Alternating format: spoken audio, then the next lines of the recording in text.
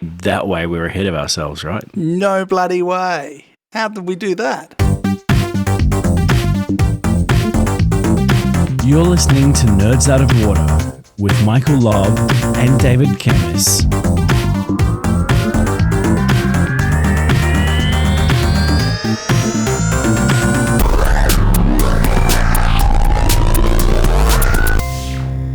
Nerds Out of Water is a podcast brought to you by David Camus and Michael Lobb. That's me. I am the managing director of a company called TeamScale, and we help companies manage their IT projects to keep them on time, on budget, and on track. David, tell us about what you do.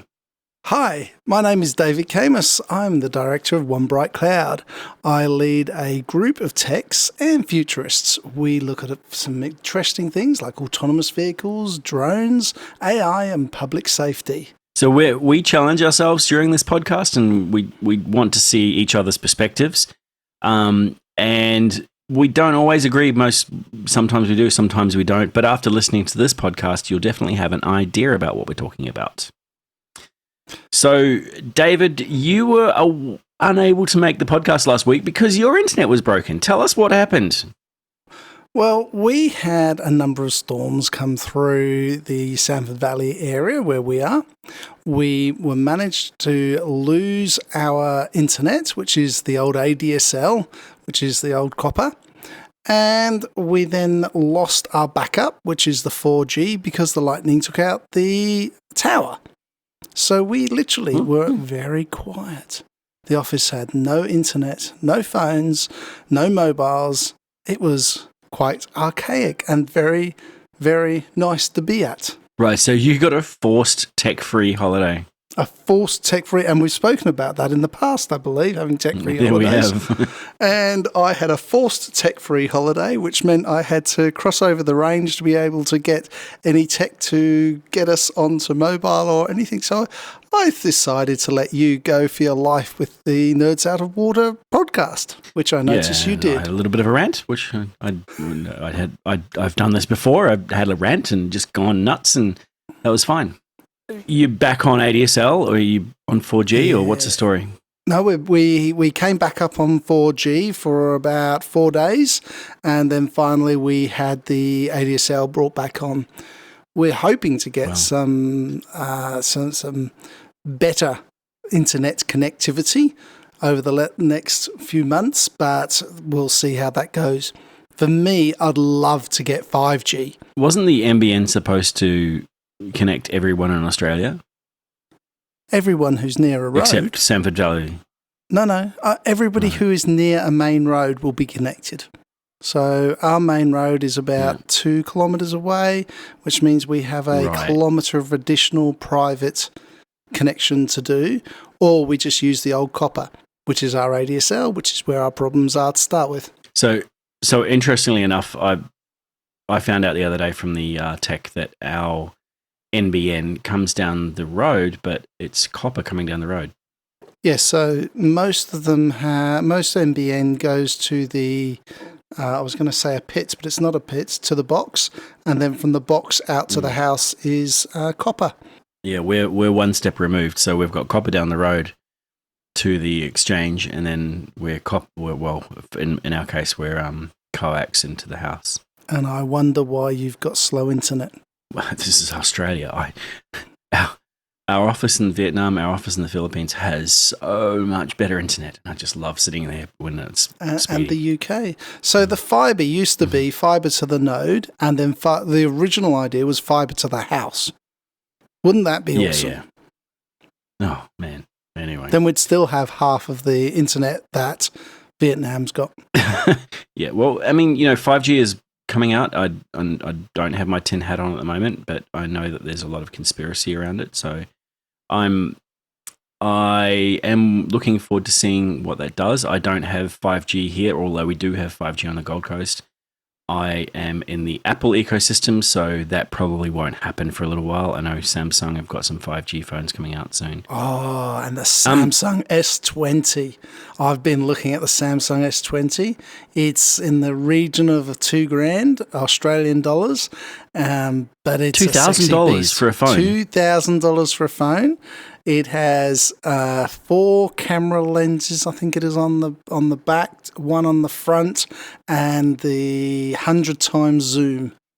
I have been looking at it. I am quite thinking I should take the step just to test it, of course. It's optical zoom, or is it optical zoom, or is it digital zoom? No, yeah, it has a.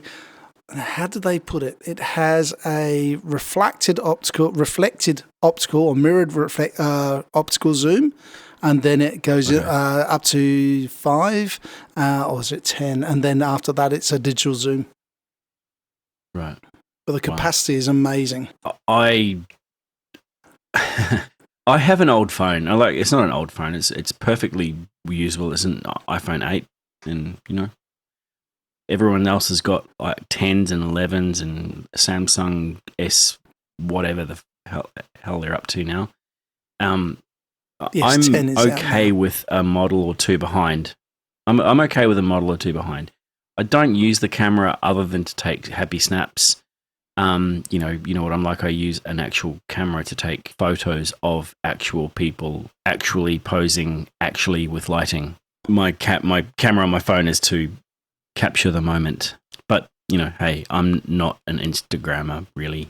Hey, one of the things that happened to me while I was researching the stuff that you wrote in that we've been collaborating on, just so everyone knows, the back end of this show as we go through. We've just got this one or a few Google Docs that we just put topics into as we see them over the week. And I've been clicking on a few things that David sent through. And what really fucking frustrates me is the paywalls. So I click on a link and it's like, oh, you have to be a member to see this.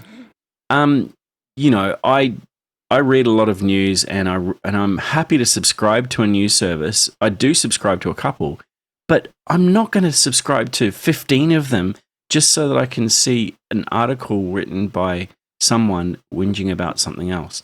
And it really, really frustrates me. There needs to be a news aggregator, and I thought Apple News would do this, but there needs to be an aggregator that pays and I guess this comes back to journalism and as a whole, and this is what happened to the music industry, I guess, is we need to pay our journalists.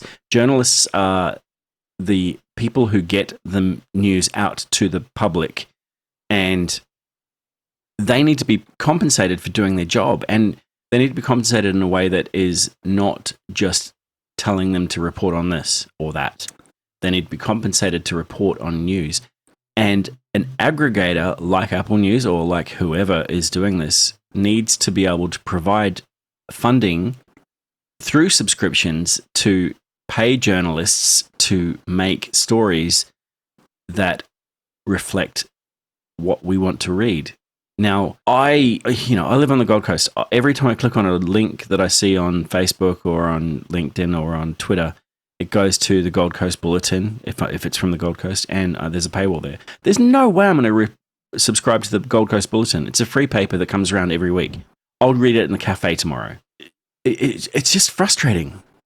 It really is frustrating. David, what do you subscribe to any news? Well, first of all, have you finished your rant? Yeah, sorry. Okay. Wow. No, I actually don't subscribe to any newspapers or news. What gets me with the online newspapers is that I will click on a link, it will go through, I will be able to read that article. I might share that article on LinkedIn with you, with a number of other people, and then I realise that when they click on it, it's all of a sudden all they get is the first paragraph or half a paragraph. Perpetuating the problem. I know. But what happened with newspapers when they were paper? You had to go out and you had to buy the old 20 pence paper and you had to look at it. Or you went down the coffee shop and you grabbed one and you tore out the articles that you liked.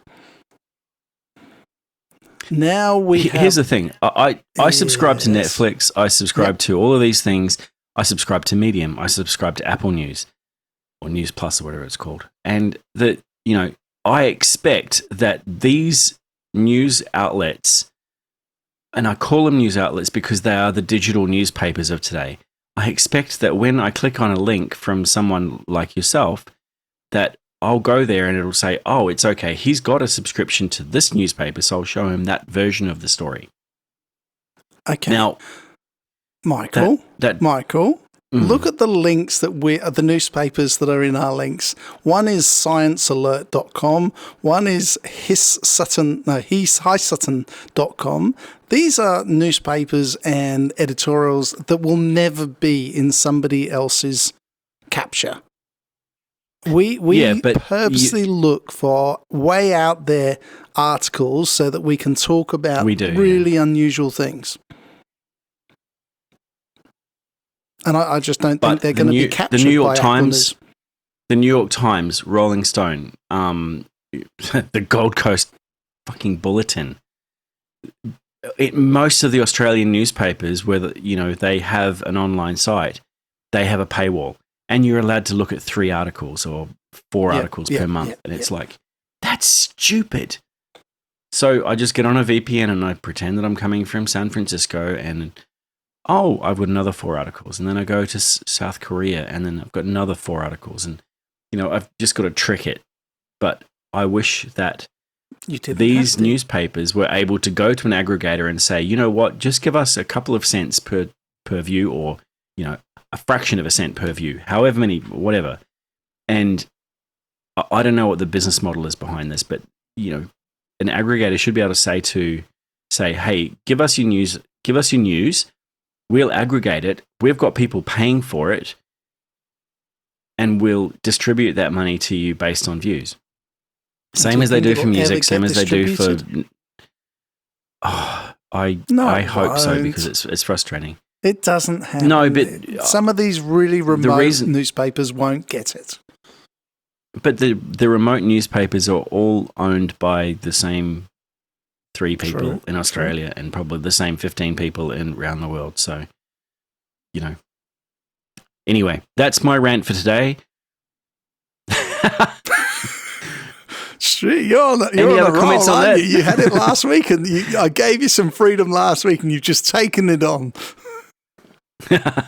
Anyway, have you got any further comments on that, or should we move on to the next topic? No, I think we should start talking about what we've thought about looking into, the Knightscope security robots.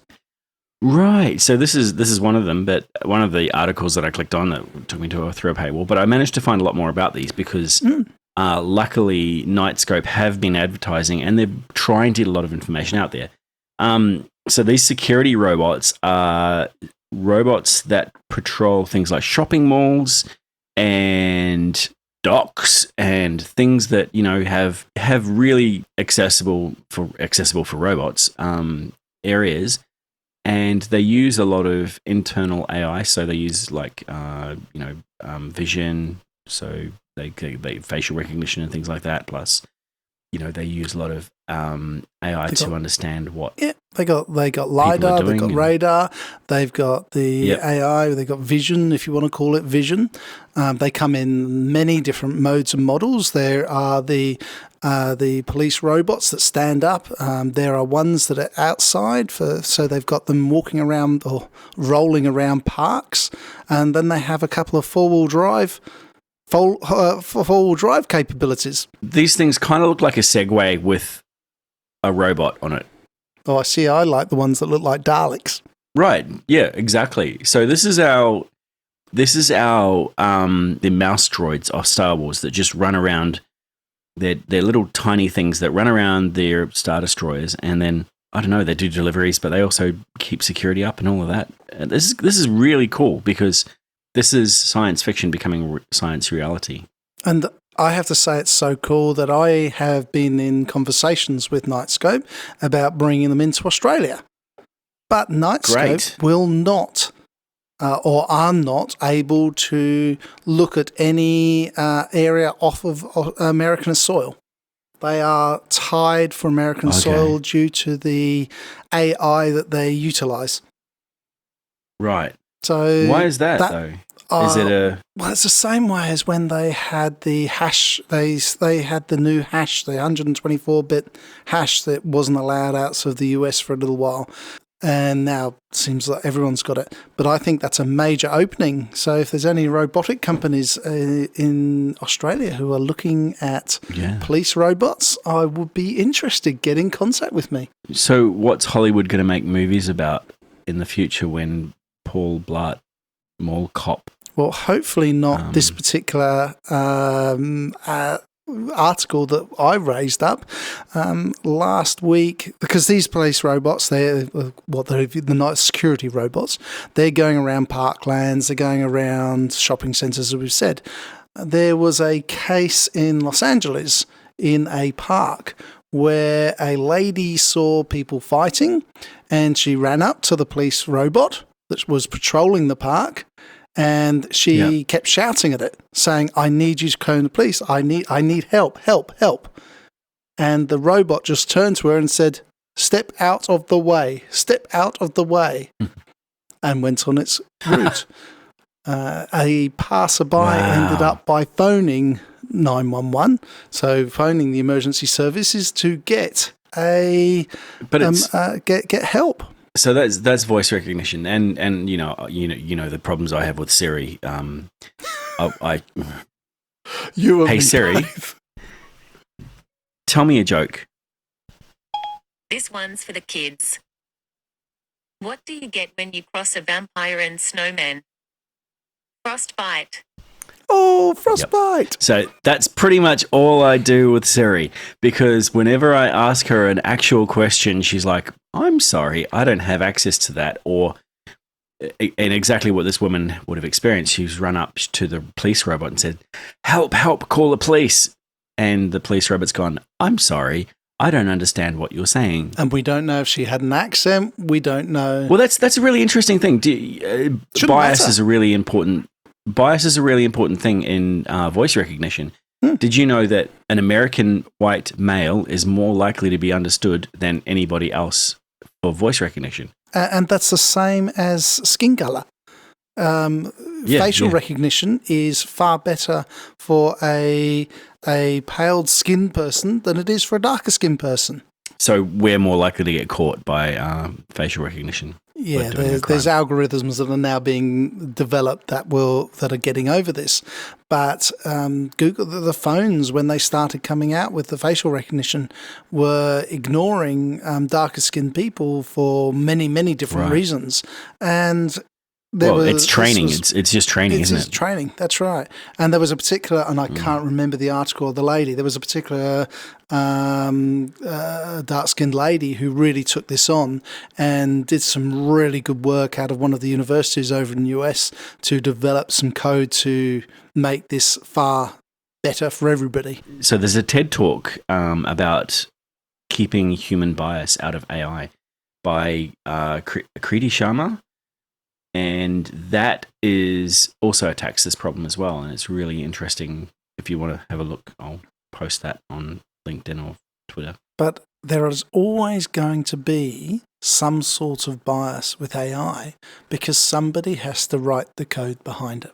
Well, the code is written, but then they've also trained that code as well. Yep, so that's right. So neural networks have to learn. Yeah, they've learnt from analyzing 2 billion pictures of people. So these Knightscope security robots, what can we do in Australia? Like, what does an Australia look like where robots are patrolling shopping malls? I go, let's say you and I pop into Chermside for a coffee, and we've got security robots patrolling Chermside. But maybe it's better if they're patrolling the car parks or the parks. So my question is, what are these little robot guys doing that's better than CCTV, which can also be fed into AI to do the same sorts of things? but CCTV is very controlled to where it can see. These robots go on a path that is obviously, again, controlled, but is more random than where the cameras can be. Right, so they can get into places that the CCTV cameras can't. Yep. And they can then move to areas where there are or maybe an issue happening, apart from in this particular case where they got ignored. Yeah, they got told, get out of the way, you're in my way.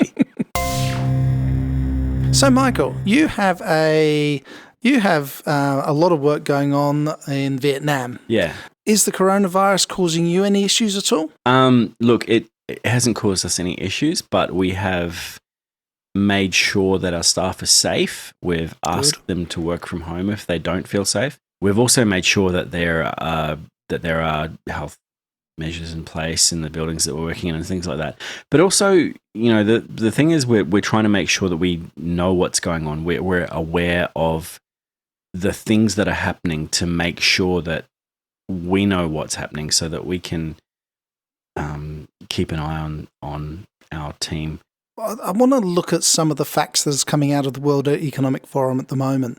And I've been doing some research into it and looking at how much this is wiping off of the Earth's economy at the moment. And I've written a couple of things down here. And leaving China aside, we'll touch on China. So with China, we have problems with Apple iPhones, Apple computers, because their back end is Foxconn from China, and they're having production delays. Jaguar, Nissan, Hyundai, they've all got closures on their car plants because they cannot provide vehicle parts. Italy, I think I read 3.9 billion euros, so $4.2 billion is being wiped out from Italy, and they believe 15,000 companies or smaller companies will go bust over the next few months because of this. Because there are companies that are just not able to move equipment around, people around, and they're losing their livelihoods. There is so much happening in Italy at the moment. But then in Brisbane, Tiger Air, the global airline revenue is being reduced by $5 billion for this quarter. Yeah. It's just amazing facts people that aren't are coming flying out of this. To Asia now. Yeah. They're not flying to Asia. Internal in Australia, and I think this is happening in Europe, in Asia, flights are being cancelled and people just are not travelling. I had a meeting with Skull, which is the hotel and resorts travel industry, and they are losing money at the moment because we're not getting the people into the hotels. And think of Euro Disney and the larger companies that are trying to bring money in. Interesting. So one of the things that probably doesn't actually have a monetary cost associated with it, a lot of places in China and Hong Kong and around Asia, they're closing schools and businesses. I happen to know a lot of expats in Asia and in China, and their children can no longer go to school and they can't go to work. I had a friend who recently flew back to New Zealand, and his wife's business, their policy said that she had to self-quarantine for 2 weeks. So she couldn't go to work, and the children couldn't go to school. And this is only because, they flew back from China. There is also an educational, issue in China at the moment and I really only know expats there, but there's boredom. So people are locked. People are basically locked in their apartments. Not locked, but they're in their apartments. They don't want to go out, and they're suffering from boredom. And how do you deal with that? Because you've heard about the hundreds and hundreds of people on the cruise liner near Japan. What were they doing for 6 weeks? They were just running in circles around, trying to get some form of exercise or outdoor activity. But Germany, Italy, all across Europe, we're having these problems. There's a huge financial impact, but I think that the financial impact is going to be amplified by this impact, the non-financial impact of people not being able to do things that they normally do. So what I've been trying to have conversations with over the week is with people about what are we going to do in 4 months? 4 months, 6 months, when this epidemic, pandemic, whatever it's going to turn up has come, gone, has been settled somehow, and we have an economic downturn. And I know the Australian government has put in $37 million for local travel agents and travel industry companies to advertise locally to encourage Australians to travel in Australia. And I heard the first adverts come out only yesterday about now's the time to travel in Australia. I wasn't sure whether they were because of the fires that we'd recently had or whether they were because of the next round, which is the virus, but they started already. Yeah. Well, it really is the time to go and spend some time in Australia because of the fires and because, realistically, we're Australians and I do go to Asia a lot, but that's mostly for work. But Australians go for holidays in Bali and Phuket and places like that where it's not China, but it's close enough that people get nervous. So they're stopping, they're just cancelling their flights or they're claiming the insurance if they can. Fiji, Vanuatu, they're all having the differences. Yeah. But I have to say, I travel a lot overseas, Bali, Fiji, Vanuatu, for holidays. The reason why I do that is because it's cheaper for me to take my family over there than it is to holiday in Australia half the time. And that's a sad point, but it's a truthful point. Right now, are the costs getting cheaper in Australia or are they? I'm hoping this is the time where Australian travel industry takes a hard look. And I know they have a lot of costs involved from their own livelihoods and also from the government and taxes, but very different to overseas. But we take a look, we make it cheaper, we do some self-funding, we bring in the government funding to make it cheaper, and we encourage people to travel in Australia, around Australia, and stay at Australia. And as you know, during the just after the fires, I took my family out and we went out west and we went to 3 or 4 towns that had suffered major fires and we took nothing. We purposely paid for everything on our trip to put money back into the local industry. Nice. And I mean, that's what people should be doing. And not only that, but once this thing is settled down, and I hope it settles down, as in the coronavirus, we do need to get back into traveling, and that's our job. We're Australians. We love to travel. Agreed. So just to finish up on the coronavirus, I think everyone needs to just take care of themselves. They need to look after their families, obviously, and because your health is number one priority. Don't take or make offence to people who have a cough. For Australians, let's travel in Australia. If you're from Europe, travel in Europe. America, travel locally. So that way we're keeping our own financials in-house and it'll work for everybody. Yeah, great. Look, this has been a good discussion and I think, we've got a lot to learn on these topics. For God's sakes, wash your hands after you've been to the toilet. Okay, That's my third rant. That's my third rant for today. You don't get any more, you know that.